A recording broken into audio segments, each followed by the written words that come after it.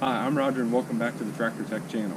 One of the most important questions you can ask when you're purchasing a wood splitter is, how much wood will it split an hour?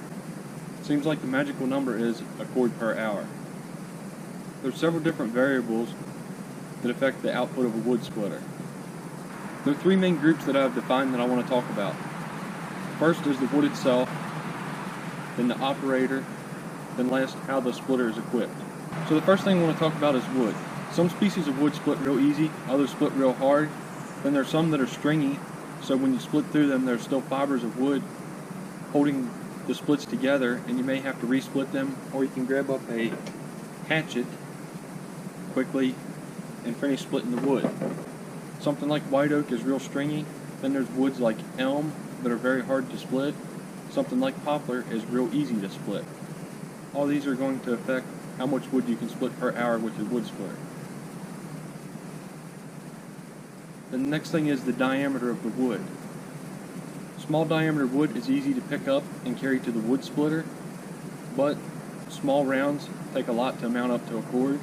But on the other hand, large diameter wood is very heavy and hard to get onto the wood splitter, especially if you don't have a log lifter. Myself, I prefer wood in the 14-inch range because that seems to be a happy medium of a wood. It's not too small, but yet it's not real big and hard to handle. It seems to be the best size for me and my wood splitter for good productivity. And the next thing is the length of the wood. All my wood is cut to approximately 16 inches long. If you're cutting wood for an old cook stove where it's going to be 8 inches long, it's going to take a lot more pieces of wood that size to mount to a cord, so you're going to waste a lot of time splitting that small wood. Then if you're splitting wood for an outdoor boiler that's 2 or 3 feet long, the wood's going to split a lot faster than splitting a smaller wood, so the length of the wood also affects how much wood you can split per hour. The next thing, and one of the most important things to consider, is the split size. You can see I've split my wood pretty small. The piece in my right hand is about as big as it gets.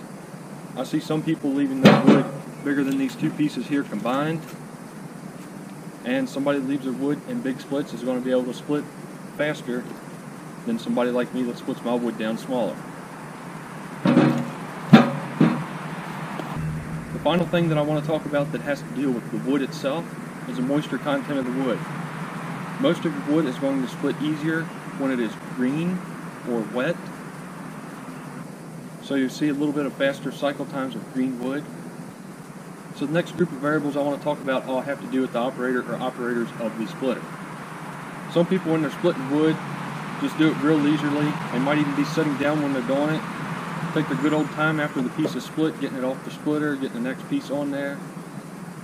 I'm not saying you should be in a hurry, but some people just split more efficiently than others. And also, believe it or not, you have to have a little bit of a skill to run a wood splitter efficiently. You have to know how to look at the wood, determine where you want to split it to end up with your desired split size. If you don't know what you're doing, you can end up with a piece that's a little too big and you'll have to resplit it, wasting time. You may end up with a piece about the size you want, then end up with a small piece of kindling, which is just wasting time. Or if you're not watching what you're doing, you'll just split a real small piece and end up with a kindling sized piece of wood.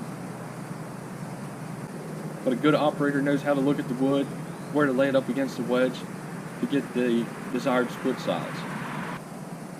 Then when you're looking at a wood splitter and somebody tells you how much wood it'll split per hour, well, how many men is that with, and are they using a conveyor?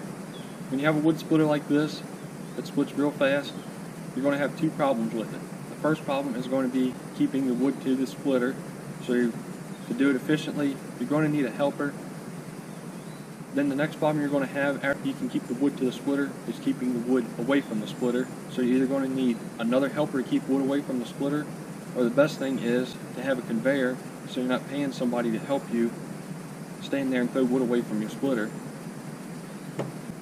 So it's important to find out how many men they're using and if they're using a conveyor. So the last group of variables all have to do with the wood splitter and how it is equipped. One of the most important things to look at is the cycle time of a wood splitter. Then another thing to consider is the wedge. This splitter has a 2-way wedge. Some splitters have 4, 6, 8, 12-way wedges, or some also have what's called a box wedge with a pullback arm that looks like a very efficient design to me. Another good feature that increases the productivity of a wood splitter is a log lifter. You can use it to lift big heavy rounds onto the splitter. or you can use it as a staging area, put rounds on there so they're ready to be split. Then when you get into your commercial grade hydraulic wood splitters, there's a thing called an auto cycle valve. What that does is it runs the cylinder out. When it goes all the way out, it automatically returns. The good thing about this is you can pull the levers on it, and while the valve is running out, you can be grabbing up the next piece of wood to split. So it frees up the operator a little bit to help get the next round there. So now you're probably wondering how much wood I can split per hour with this wood splitter. As I already mentioned, I cut the wood to 16-inch lengths. I have an hour meter on this wood splitter with a resettable job timer, and since the last time it was reset, it has 6.8 hours on it, and we did somewhere between 6.5 to 7 cords of wood. I split approximately 1.5 cords of that by myself, and some of it was getting a little bit far away from the wood splitter. I might have been going about 20 feet to get to the splitter. I was throwing the wood to the splitter and piling it up to try to save time instead of carrying piece by piece. But that works out to 0.95 cord to 1.02 cord per hour. I do also use a conveyor, and if I'd had a helper for that other 1.5 cords, my numbers would be a little bit better yet. So thanks for watching this video. If you enjoyed it, please hit the like button and consider subscribing to my channel for more videos like this.